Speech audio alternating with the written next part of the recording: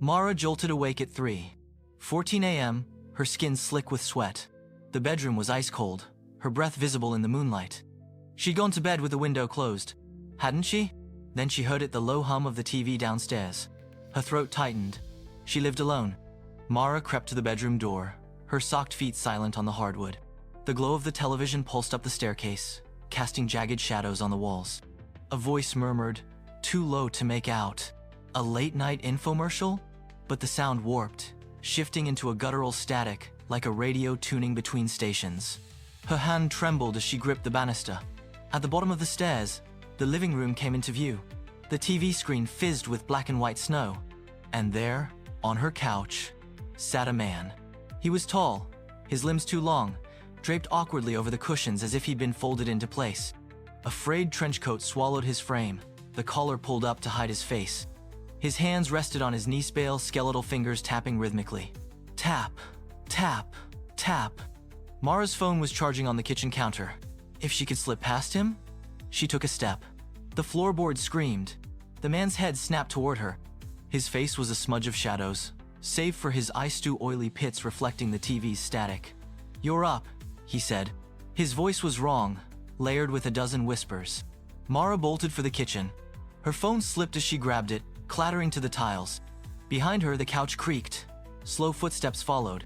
911, 911, 911. Heffingas fumble. The man's breathing echoed, wet and ragged as he rounded the corner. Don't, he rasped.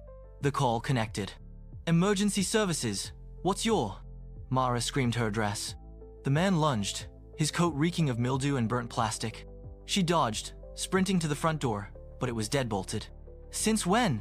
He's inside, she shrieked into the phone. He's... A hand clamped over her mouth. The man pressed close, his breath hot in her ear. Look, he pointed at the TV. The static had coalesced into a figura-pixelated version of Mara, standing in this exact spot, screaming. The screen flickered. Now, now, now. Tires screeched outside.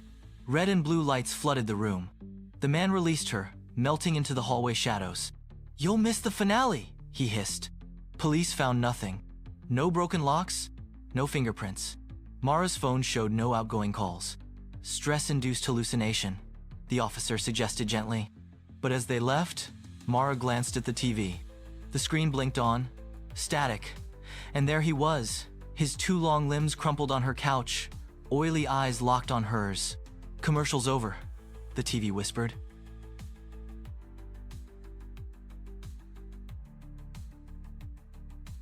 Twilight bruised the sky as Ethan cycled home. The autumn air bit at his cheeks, and the familiar glow of his suburban neighborhood felt dimmer than usual. Empty house, mom at work, Lily away. But the moment Ethan turned onto Maplewood Drive, he knew something was wrong. The front door wasn't just unlocked, it hung slightly open. The wood around the deadbolt splintered into jagged teeth. His throat tightened. He fumbled for his phone, the screen casting a cold blue light on his face. Call 911, he thought, but before he could dial, the phone rang. A blocked number. Hello? He whispered. The voice on the other end was warped, metallic, like it had been fed through a shredder. I'm in the house. The line went dead. Ethan's breath hitched. Upstairs, a floorboard groaned, slow and deliberate, as if someone had shifted their weight. Then another. Closer. They're coming downstairs. He stumbled backward, his bike clattering to the pavement. The house loomed over him, its windows reflecting the skeletal branches of the oak tree in the yard. For a heartbeat, he thought he saw a shadow flicker past his bedroom window, a silhouette too tall, too still. Panic seized him. He sprinted across the dew-soaked lawn to his neighbor Mrs. Rivera's house, screaming her name.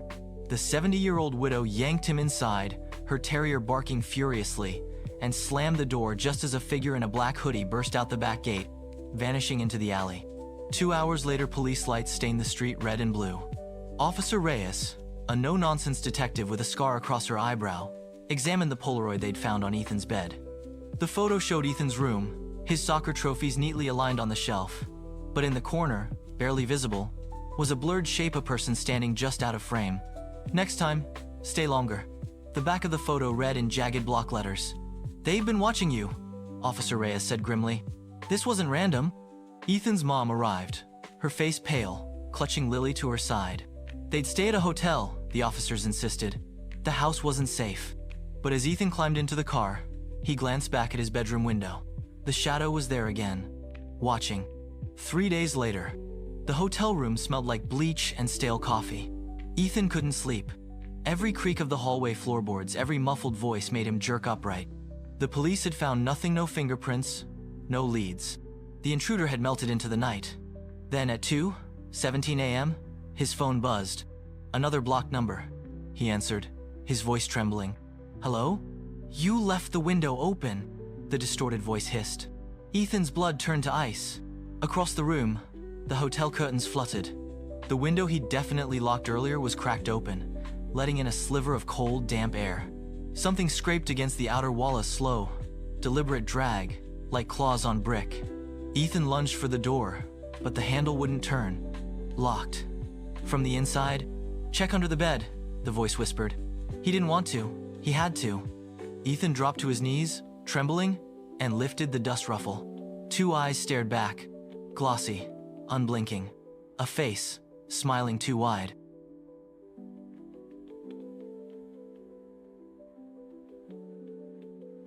The storm arrived on the anniversary, as if it had been waiting. Rain lashed the windows of the old Victorian, and the power flickered, leaving 17-year-old Clara and her 8-year-old brother Finn in the guttering glow of candlelight. Their father was away on business again, just like he'd been the night their mother died. "Clara?" Finn whispered, clutching his stuffed rabbit. "He's having the bad dream again." Who? "Dad. In my dream, he's shouting at Mom, and there's red stuff on his hands." Clara stiffened. Finn had been too young to remember the details of their mother's death, a tragic fall down the stairs, the police had called it. But lately, his nightmares had grown specific. Too specific. The lights died. Thunder shook the house. "Stay here," Clara said, grabbing a flashlight. She crept to their mother's study, untouched since her death. Dust sheeted the desk, but the top drawer was slightly open. Inside, she found a bundle of letters tied with ribbon, addressed to her mother in a shaky hand. "Dearest Eleanor, I know you don't believe me, but he's dangerous. The things I saw in that house, the locked room, the scratches on the door, it wasn't the sickness. It was him. Please, take the children," and the letter ended mid-sentence. A floorboard creaked behind her. Clara whirled, flashlight trembling. Finn stood in the doorway, his eyes wide and glassy. "He's here," he whispered. "Who?" "Dad, in the basement. I saw him through the window." No, their father wasn't due back until morning. But as Clara peered through the rain-streaked kitchen window, her blood froze. A shadow moved in the basement stairwell, a hulking silhouette, pacing. "We need to call the police," Clara breathed, but Finn grabbed her arm. "Mom tried that." He pointed to the letters. "Look at the last one." Clara flipped to the final envelope. No letter and just a newspaper clipping from the week before their mother's death. "Local man found dead in woods. Suicide suspected."